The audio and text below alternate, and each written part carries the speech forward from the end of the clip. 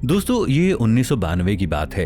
America के long island में एक लड़की रहा करती थी जिसका नाम केटी बेयर था। ये लड़की अपनी माँ और सौतेले भाई के साथ रहती थी। उस वक्त ये लड़की 10 साल की थी। इस लड़की की माँ इस लड़की पर इतनी तवज्जो नहीं देती थी। इस लड़की के वालिद का एक दोस्त था और ये अक्सर इनके घर आता रहता था। ये आदमी पहले से ही एक मुजरिम था। 28 दिसंबर 1992 की बात है।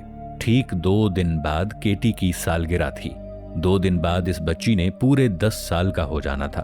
तभी इस लड़की के वालिद के दोस्त ने इसको शॉपिंग मॉल साथ चलने के लिए कहा ताकि वो उसके लिए कोई गिफ्ट खरीद सके। केटी अभी बच्ची थी, वो इतनी समझदार नहीं थी, इसलिए वो उस शख्स के साथ शॉपिंग मॉल के लिए तैयार हो गई। वो शख्स इस बच्ची को लेकर अपने घर चला गया। ये शख्स एक छोटे से घर में रहता था। इसकी बीवी और इसके बच्चे इस घर से काफी दूर रहते थे। इस शख्स ने अपने घर में एक जगह पर तहखाना बना रखा था। ये शख्स इस बच्ची को उसी तहखाने में ले गया। एक छोटे से कंक्रीट के बंकर में इस बच्ची को बंद कर दिया। इस तहखाने का दरवाजा इस शख्स के घर में लगी हुई एक खिड़की के पीछे था। इस दरवाजे को छुपा कर बनाया गया था ताकि किसी को इस दरवाजे के बारे में इल्म ना हो सके। वो शख्स इस बच्ची को कहने लगा कि तुम्हें अब सारी जिंदगी इसी कमरे में रहना होगा। उस शख्स ने उस बच्ची वाले कमरे में टीवी और उसके खिलौने भी रख दिए थे। जब उसकी मां को बेटी की गुमशुदगी के बारे में पता चला तो उसने थाने में रिपोर्ट दर्ज करवा दी। पुलिस हर जगह उस बच्ची को तलाश कर रही थी और ये खबर न्यूज चैनल्स पर भी चलती रही। ये बच्ची जब भी टीवी ऑन करती तो टीवी पर उसी की गुमशुदगी की खबरें चल रही होती थी। वो ये सब कुछ देखकर बुरी तरह टूट चुकी थी। वो नाउम्मीद हो चुकी थी और उसे लग रहा था कि अब उसकी सारी जिंदगी इसी कमरे में गुजरेगी। उधर पुलिस को इस शख्स के बारे में पता चला जो केटी के वालिद का दोस्त था, क्योंकि वो शख्स पहले भी 2 बच्चों को अगवा कर चुका था और इसी शक की बिना पर पुलिस ने इस शख्स को गिरफ्तार कर लिया और जब उससे सख्ती से पूछा गया तो उस शख्स ने सच उगल दिया। इस बच्ची को तकरीबन 17 दिन तक इसी तहखाने में रहना पड़ा और 13 जनवरी 1993 को पुलिस ने इस बच्ची को आजाद करवा लिया। इस शख्स पर केस चला और इसे 15 साल कैद की सजा हुई। बदकिस्मती से ये शख्स अपनी सजा पूरी न कर सका और 2013 में जेल के अंदर ही मुर्दा हालत में पाया गया। ये 1950 की बात है। पीटरसन नाम का ये आदमी अमेरिका में रहता था। ये 1914 में पैदा हुआ था। कहते हैं कि 1950 में अमेरिका के बहुत सारे गांव में एक भालू ने खूब दहशत मचा रखी थी। ये एक ग्रिजली बेयर था। ये रात के वक्त गांव में घुसता था और पालतू जानवरों को उठाकर जंगल की तरफ ले जाता था। एक मर्तबा इस भालू ने गांव से एक सुअर को उठा लिया और उसे ले जाकर जंगल की तरफ भाग गया। जब इस बात का पता पीटरसन को चला तो वो इस भालू को तलाश करता हुआ जंगल की तरफ निकल गया। काफी देर तक उस शख्स को वो भालू ना मिला, मगर फिर भी इस शख्स ने हिम्मत ना हारी और इसे मुसलसल ढूंढता रहा। आखिरकार एक जगह पर इस शख्स को वो भालू नजर आ गया। वो भालू एक दूसरे भालू के बच्चे को मार रहा था। दरअसल नर भालू छोटे भालू को मार देते हैं। वो ऐसा इसलिए करते हैं कि बच्चे के मर जाने के बाद उसकी मां जल्दी ताल्लुक बनाने के लिए तैयार हो जाती है। भालू एक ताकतवर जानवर होता है। ये बाआसानी शेर और चीतों को भी हरा सकता है, मगर पीटरसन भी एक बाहिम्मत इंसान था। वो बिल्कुल खौफजदा ना हुआ और मुसलसल भालू से लड़ता रहा। कहा जाता है कि भालू ने इस शख्स को काफी ज्यादा जख्मी कर दिया था।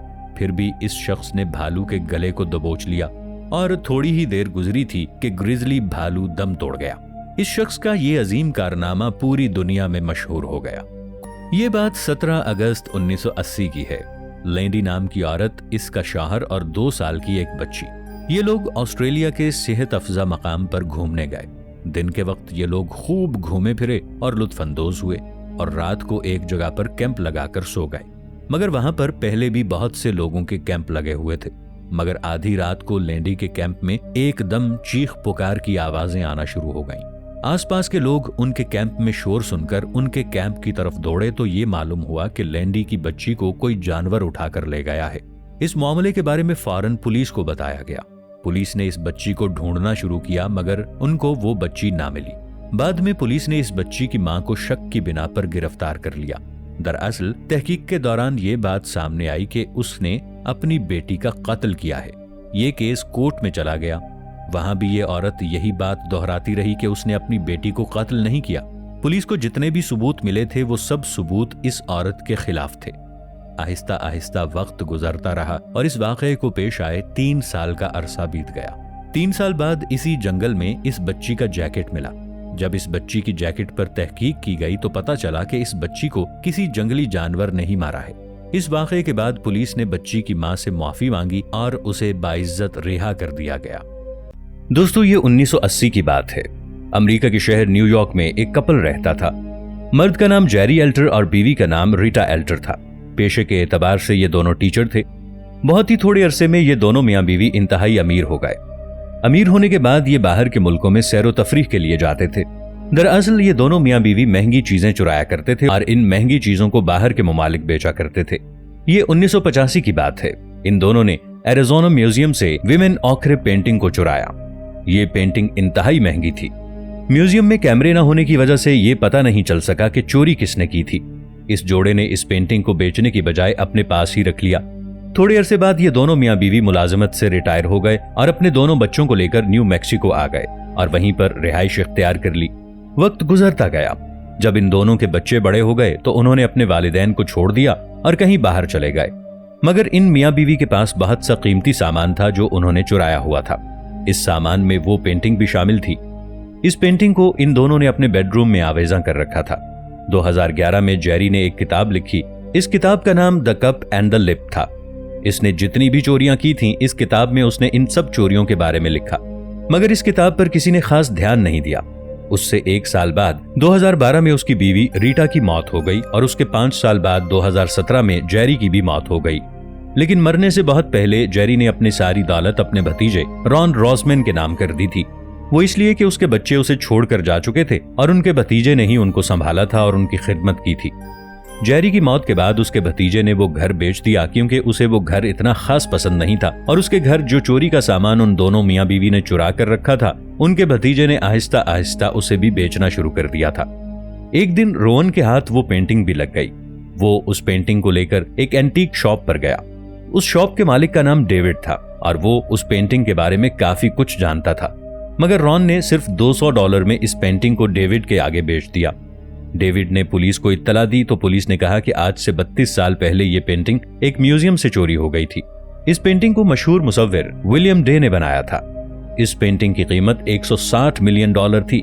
पुलिस ने रॉन को बुलाया और तहकीक की तो उसने जेरी और रीटा का नाम लिया। हैरानी की बात तो यह है कि इन दोनों को भी उसकी कीमत का अंदाजा नहीं था और उन्होंने इस तस्वीर को अपने बेडरूम में लगा रखा था। दूसरी जंग अजीम के दौरान अमरीकी बहरिया वेस्ट कोस्ट पर पेट्रोलिंग के लिए प्लिम्प्स का इस्तेमाल किया करती थी। ये एक तरह के एयरशिप हुआ करते थे। अमरीकी बहरिया के पास बहुत से प्लिम्प हुआ करते थे, जिनमें एक प्लिम्प L8 था जो 16 अगस्त 1942 को कैलिफोर्निया के साहिल पर पेट्रोलिंग कर रहा था। इसमें 2 अमले के आदमी थे। एक का नाम अर्नेस्ट कॉडी और दूसरे को पायलट का नाम चार्ली एडम्स था। सब कुछ नॉर्मल लग रहा था। प्लिम्प्स उतरने के बाद उसने रेडियो कम्युनिकेशन भी कायम रखा और कहा कि वो समुद्र में तेल के लीक होने की तहकीकात कर रहे हैं। इसके कुछ ही देर बाद प्लिम्प सैन फ्रांसिस्को L8 के रिहायशी इलाके में लैंड हुआ। जब लोग उसके पास गए तो लोग ये देखकर हैरान रह गए क्योंकि वहां पर कॉकपिट और कैबिनेट दोनों खाली पड़े हुए थे और अमले के दोनों आदमी वहां से गायब थे। उनका वहां पर कोई निशान नहीं मिला। वहां पर पैराशूट और लाइफ जैकेट बिल्कुल उसी तरह अनटच पड़े हुए थे। प्लिम्प्स में ऐसा कोई सबूत नहीं मिला जो किसी तकनीकी खराबी की तरफ इशारा करता हो। अमेरिका की नेवी ने इस वाकये की तह तक जाने की काफी कोशिश की मगर उनको कोई भी सुराग न मिल सका।